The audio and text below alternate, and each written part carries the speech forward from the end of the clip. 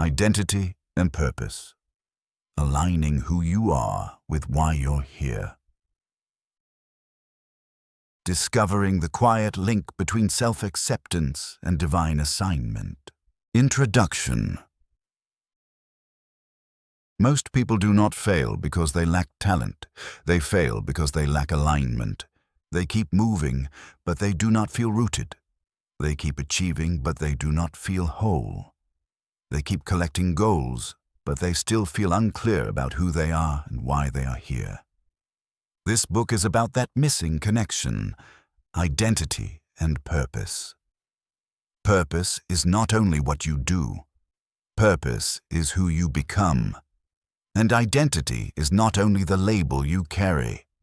Identity is the inner truth you live from. When identity is unclear, purpose becomes stressful. You chase approval. You copy other people's paths. You measure your life by noise. But when identity is anchored, purpose becomes natural. You move with calm. You choose with clarity. You say no without guilt. You serve from strength, not from striving. In these chapters, you will learn how to peel away performance and pressure. You will learn how to recognize the false self you outgrew. You will learn how to hear the right voice again, the voice of truth, the voice of wisdom, the voice of God. And you will learn how to live on purpose without living under stress. This is not a book for people who want a quick label. It is a book for people who want a steady life. Take your time with it. Pause when something lands. Write down what you discover, and most importantly, practice alignment, because clarity is not only found, it is formed. Let's begin. Chapter 1. Who am I, really? Before you can align with purpose, you must face an honest question. Who am I, really? Not who you appear to be, not who you had to become to survive, not who your environment rewarded, but who you are beneath the layers. Most people confuse identity with three things: performance, personality, and past. Performance says, I am what I achieve. Personality says, I am how I behave. Past says, I am what happened to me. Each of these can describe you, but none of them is the foundation. Performance can change. Personality can mature. The past can heal. But your core is deeper than all three. Here is a simple test. Ask yourself, when I am not trying to impress anyone, who am I? When I am not afraid, what do I feel pulled toward? When I am not rushed, what do I value most? You may not have answers quickly. That is normal. Many people have not sat with these questions because life has been loud, but silence reveals what noise hides. A practical exercise. Take a page and write 3 lists. List 1. Labels I live under. Examples: responsible one, strong one, quiet one, funny one, dependable one, rebel, achiever. List 2. Roles I carry. Examples: parent, partner, employee, leader, friend, caregiver, provider. List 3. Desires I keep postponing. Examples: create, study, build, travel, lead, write, serve, start again, heal. Now look at the 3 lists and notice something. Labels describe how you adapted. Roles describe what you carry. Desires hint at who you are becoming. Identity begins to emerge when you stop treating your desires as childish and start treating them as signals. Not every desire is wise, but many desires are invitations. As you begin this journey, remember, you're not here to find a perfect definition of yourself. You're here to return to the truth of yourself, and that truth will guide you. Chapter 1. Who am I, really? Before we talk about purpose, we have to talk about identity. Because the truth is, you can't live a clear life with a confused self. Most people don't struggle because they lack talent. They struggle because they're unsure who they are. And when you don't know who you are, you borrow identities. You borrow them from your family, from culture, from pain, from survival, from what people praised you for or punished you for. So you become the responsible one, the strong one, the funny one, the quiet one, the high achiever, the people pleaser. And eventually you can't tell where the real you ends and where the role begins. So let's start with a simple question. Who are you, really? Not your job, not your income, not your relationship status, not your reputation, not your past mistakes. Who are you when you're not trying to impress, prove, or protect? That's where identity begins.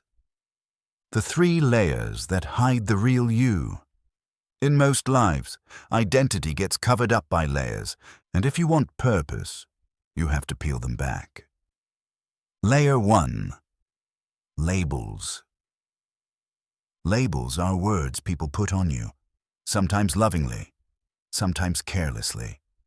You're smart. You're lazy. You're too sensitive. You're the responsible one. You always mess things up. Some labels become cages. Because when you accept a label as truth, you start living inside it. Layer 2. Performance. Performance is who you become to be accepted. It's the version of you that knows how to survive a room. The version that says, "I'm fine," when you're not fine. The version that over-explains to avoid rejection. The version that stays useful because being needed feels like being loved. Performance isn't evil. It's often a coping strategy. But if you build your identity on performance, you will eventually burn out, because you'll always be acting and never arriving. Layer 3. Protection. Protection is the armor you form after pain. If you are judged, you become guarded. If you are abandoned, you become independent. If you are shamed, you become perfectionistic. If you are betrayed, you become suspicious. Protection keeps you safe, but it can also keep you small. So here's the first breakthrough of this book. Your coping strategies are not your identity. They're understandable. They are human, but they are not the truth of who you are. Identity is what remains when the noise is removed. So what is identity? Identity is not what you feel on a bad day. Identity is what you return to when the emotions settle. It's your values, your God-given wiring, your deepest convictions, your consistent patterns of care, strength, and desire. Identity is your core self. And when your identity is rooted, purpose becomes clearer. Not instantly, but steadily. Because purpose isn't found through panic. It's found through alignment. A practical exercise. Do this today. Take a sheet of paper. Draw 2 columns. Column 1. I am, write everything you normally use to describe yourself. Examples. I am a mother. I am a provider. I am the strong one. I am the one who fixes things. I am the one who overthinks. Now column 2. At my core. Write what is true beneath the roles. Examples. At my core, I value peace. At my core, I value truth. At my core, I am a learner. At my core, I am compassionate. At my core, I am resilient. This second list is closer to your real identity, because roles can change. But core values remain. Gentle anchor statement. Say this aloud. I am not who I perform to be. I am who God created me to be. Again, I am not my labels. I am not my coping strategies. I am becoming whole. If this helped you name something that's been confusing inside, tap like and subscribe to Be Believe, Become TV. We're building identity and purpose step by step, not just motivation. In the next chapter, we're going deeper. Because once you ask, who am I? You start noticing something else. There's a version of you that isn't truly you, but you've been living as if it is. That's Chapter 2. The false self we outgrow. Chapter 2. The false self we outgrow. There is a version of you that learned how to cope. It learned how to fit in. It learned how to be acceptable. It learned how to avoid pain. That version helped you, but over time, it may also have limited you. This is the false self we outgrow. The false self is not fake in the sense of evil. It is fake in the sense of borrowed. It is a self built from pressure, not from purpose. It is a mask shaped by what people wanted, what culture praised, and what fear demanded. Many people can feel it. They succeed, but they feel disconnected. They serve, but they feel resentful. They smile, but they feel tired. They are present, but not at peace. The false self often grows from a few roots. People-pleasing, perfectionism, fear of rejection, fear of failure, fear of visibility. The false self says, keep them happy, stay safe, do not risk, do not fail, do not be too much, do not be seen. But the true self says, be honest, be whole, be aligned, be useful, be brave. A practical exercise. Name the mask you wear most often. Is it the strong one, the nice one, the high performer, the one who never needs help, the one who always jokes, the one who avoids conflict at any cost? Now ask, what does this mask protect me from? What do I fear would happen if I took it off? This is not to shame you. It is to understand you, because you cannot outgrow what you do not understand. Here is a gentle truth. The false self was created to win a form of safety. But purpose requires a deeper safety, the safety of being rooted in God and in truth. You do not need to attack the mask. You need to thank it for protecting you and then release it with maturity. Outgrowing the false self is not rebellion. It is obedience to who you were designed to be. Chapter 3. You are not an accident.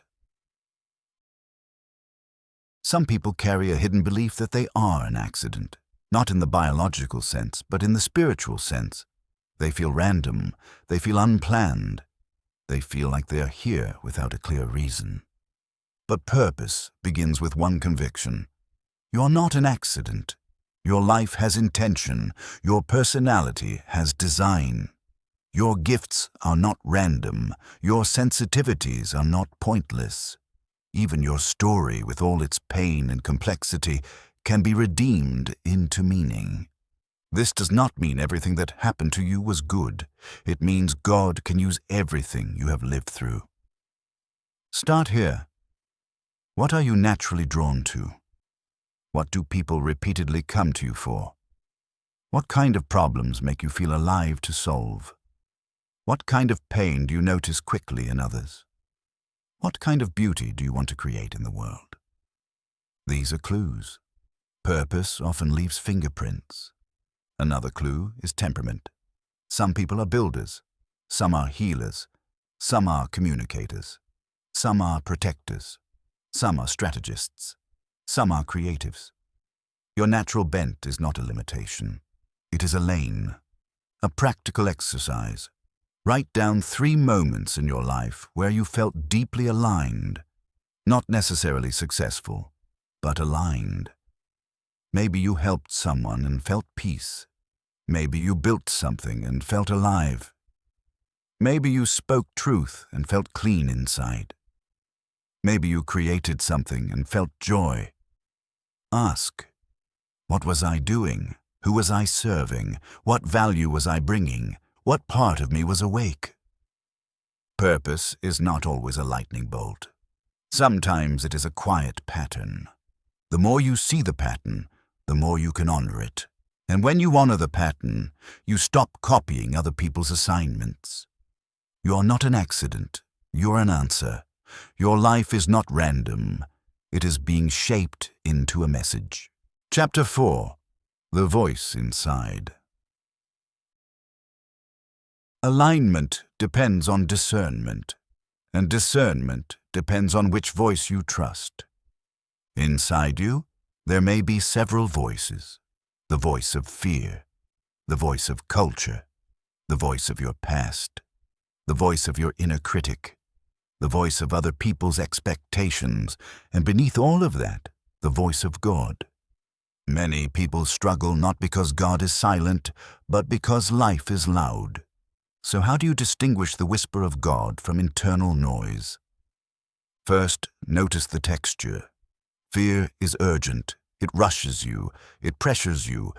Shame is harsh. It condemns you. It calls you hopeless. Pride is inflated. It makes you superior. But God's voice is different. It is clear, firm, and peaceful. Even when it corrects you, it does not crush you. Second, notice the fruit. A voice that leads you into peace, humility, courage, service, and integrity is usually aligned with God. A voice that leads you into compromise, bitterness, ego, and chaos is not. Third, notice the consistency. God will not call you to violate your values. He will not call you to abandon love. He will not call you to build a life that looks successful but feels empty. A practical practice. Create a daily 5-minute stillness. No phone, no music, no distractions. Ask one question. Lord, what are you inviting me into today? Then write what comes. Do not force it. Do not edit it. Just capture it. Over time, you will recognize a pattern. God often speaks through conviction, not confusion. Through direction, not drama. Through wisdom, not noise. The goal is not to hear 1,000 instructions.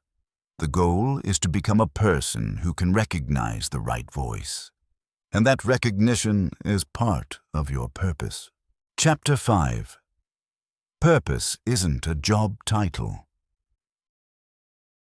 Many people think purpose equals career, so they panic. They believe that if they do not find the perfect job, they miss their calling. But purpose is bigger than a job title. A job is a role. A calling is a direction.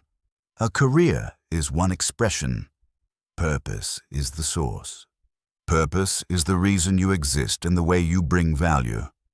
It can be expressed through many seasons. It can be expressed through different roles. It can be expressed in different places. If you tie purpose to a job title, you will become fragile. Because jobs change, markets change, seasons change, but identity and assignment can remain steady. Ask yourself, what kind of person am I called to be? What kind of impact am I called to make? What kind of problems am I called to solve? What kind of people am I called to serve? These questions open you up. You may be called to build, to heal, to teach, to lead, to create, to protect, to organize, to mentor, to provide. Your purpose is not a job title. It is a contribution, a practical exercise. Write your purpose statement as a verb, not as a noun. Not, I am a consultant, but I help people move from confusion to clarity. Not, I am a manager, but I create order and calm where there is chaos. Not, I am an entrepreneur, but I build solutions that improve people's lives. When you define purpose this way, you can live on purpose in any season, even while you are still transitioning, even while you are still learning, even while you are still building. Purpose is not postponed until you arrive. Purpose is practiced while you become. Chapter 6. Alignment before assignment. Many people want the assignment without the alignment. They want the platform without the preparation. They want the visibility without the integrity. But purpose requires alignment before assignment. Alignment means your inner life and outer life match. Your values match your actions. Your words match your habits. Your beliefs match your choices. Because when you are not aligned, success becomes dangerous. You can grow externally while shrinking internally. You can gain influence while losing peace. You can achieve goals while damaging your character. So God often works on the person before he expands the platform. Alignment looks like doing what you said you would do, telling the truth even when it costs you, serving with humility, leading with love, rejecting shortcuts that damage your soul. A practical practice: choose one alignment audit each week. Audit your time. Is your schedule reflecting your values? Audit your money. Is your spending reflecting your priorities? Audit your relationships. Are your connections strengthening your character? Audit your habits. Are your daily routines reinforcing who you say you are becoming? Then choose one small correction, one decision, one boundary, one new habit. Small alignment creates deep confidence, because self-trust is built through congruence. If this chapter is helping you, take 1 second to click like and subscribe to Be Believe, Become TV, so you can keep building your life from the inside out. Now, continue. Alignment is not a performance. It is a lifestyle, and it is the doorway to assignment. Chapter 7. The Gifts That Follow You. There are gifts that follow you. You may not call them gifts because they feel normal to you, but other people notice them, and God uses them. Your gifts often show up as patterns. You explain complex things simply. You calm anxious people. You see solutions quickly. You bring structure to confusion. You create beauty. You build systems. You speak courage into others. You have patience. You have discernment. You have a hunger for truth. These patterns are not random. They are signals. A practical exercise. Ask 5 people who know you well. What do you think I'm naturally good at? What value do I bring when I'm at my best? When have you seen me come alive? Write their answers down. Look for repeated themes. Often your gifts are obvious to everyone but you. Another exercise. Notice what drains you and what fuels you. Some work drains you because it is outside your design. Some work fuels you because it matches your wiring. This does not mean you avoid hard work. It means you respect your lane. Gifts also grow through use. A gift ignored becomes stagnant. A gift used becomes strong. A gift offered becomes impact. So do not wait for perfect conditions. Offer your gift in small ways. Mentor someone. Create something. Serve somewhere. Teach what you know. Build what you can. Gifts are not given only for you. They're given through you. Purpose is often the meeting point between your gift and somebody else's need. Chapter 8.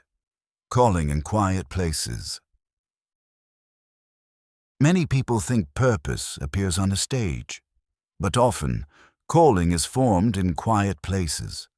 Obscurity is not punishment, it is preparation. Quiet seasons train humility. They purify motives. They build skill. They deepen character. They develop consistency. If you are in a season where few people see you, do not despise it. God does some of His best work in hidden places. A practical reframing. Stop calling it waiting. Start calling it building. In quiet seasons, build your inner life. Build your discipline. Build your skills. Build your relationships. Build your health. Build your capacity. Build your faith. Because when opportunity comes, capacity must be ready. Another practice. Create one private metric of faithfulness. Not likes, not applause, not public validation. A private metric like, did I do what I said I would do today? Did I serve with love? Did I practice the habit I committed to? Did I grow 1%? Quiet places also reveal what you truly love. When there is no audience, your motivations become visible. If you only feel excited when people applaud, that is a signal. If you still feel joy when you serve unseen, that is alignment. Calling in quiet places is how you build strength that does not depend on attention. And when you finally step into visibility, you will not be owned by it, because you are formed without it. Chapter 9. Becoming useful to God. Purpose is not only about discovering what you want, it is also about becoming useful to God. Usefulness requires maturity, and maturity requires healing. Many people want to lead, but they have not learned to listen. They want to teach, but they have not learned to be teachable. They want influence, but they have not learned humility. They want impact, but they carry wounds that leak into relationships. So part of purpose is inner work. Ask yourself, where am I still reacting from pain? Where do I still seek validation? Where do I still avoid accountability? Where do I still hide instead of heal? This is not condemnation. This is invitation. A practical practice. Choose one area of spiritual maturity to train for 30 days. Choose one: patience, integrity, courage, humility, self-control, compassion, faithfulness. Then choose one daily action that supports it. If you choose patience, practice slowing down your responses. If you choose integrity, practice doing what you said you would do. If you choose courage, practice one honest conversation. If you choose compassion, practice one act of kindness without recognition. Usefulness is built in repetition. When God can trust your character, He can expand your assignment. When you become stable, you become usable. When you become humble, you become trustworthy. The goal is not to be impressive. The goal is to be faithful. And faithfulness creates fruit. Chapter 10. Purpose requires courage. Purpose is not only a discovery, it is a decision, and decisions require courage. Courage is not the absence of fear. Courage is the choice to move anyway. Purpose often asks you to say no to what is familiar, leave what is comfortable, risk rejection, be misunderstood, start small, be consistent, stand alone for a season. This is why many people remain stuck. They want clarity, but they fear cost. They want purpose, but they avoid discomfort. Here is the truth. Every meaningful life costs something. A practical practice. Write down the 3 fears that most often block your obedience. Fear of failing, fear of being judged, fear of not being enough, fear of disappointing people, fear of starting late, fear of losing stability. Now write a courageous response to each fear. Not a hype statement, but a decision statement. For example, fear: what if I fail? Response: if I fail, I will learn and try again. Failure is feedback, not a funeral. Fear: what if they judge me? Response: I will not trade my calling for comfort. I choose integrity over approval. Courage grows through practice. You do not wait until you feel brave. You act, and bravery forms. Purpose will stretch you. But stretching is how you grow. Your life is calling you forward. The question is, will you answer? Chapter 11. Walking Worthy. Once you understand identity and purpose, the next step is to walk worthy. Walking worthy means living like the truth is already true. Living like you are already called. Living like you are already equipped. Living like you are already loved. Many people wait to feel worthy before they obey. But worthiness is not earned by performance. It is received and then practiced. Walking worthy looks like keeping your word, honoring your boundaries, choosing excellence without perfectionism, serving without needing applause, learning without shame, leading without pride. A practical practice.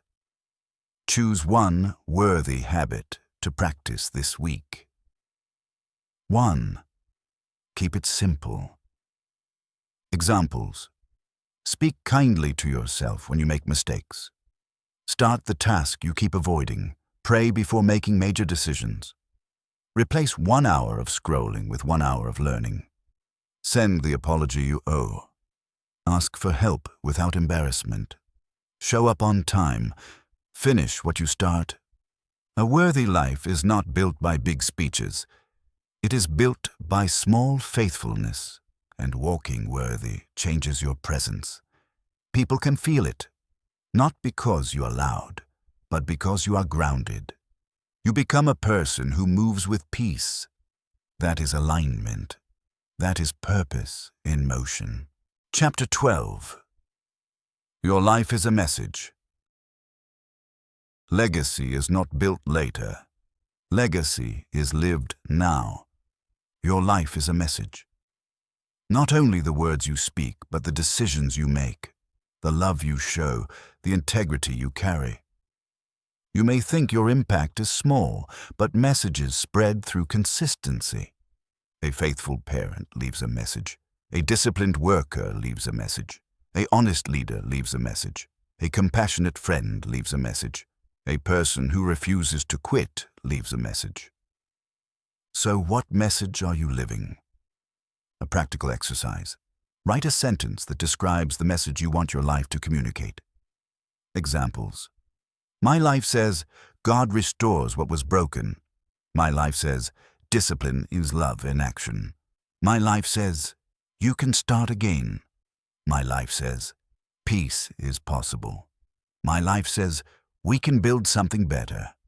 Now ask, what does my calendar say? What do my habits say? What does my speech say? What do my relationships say? Your life is already speaking. The goal is alignment. To live so your inner truth and outer choices match. Because when they match, you become powerful without trying.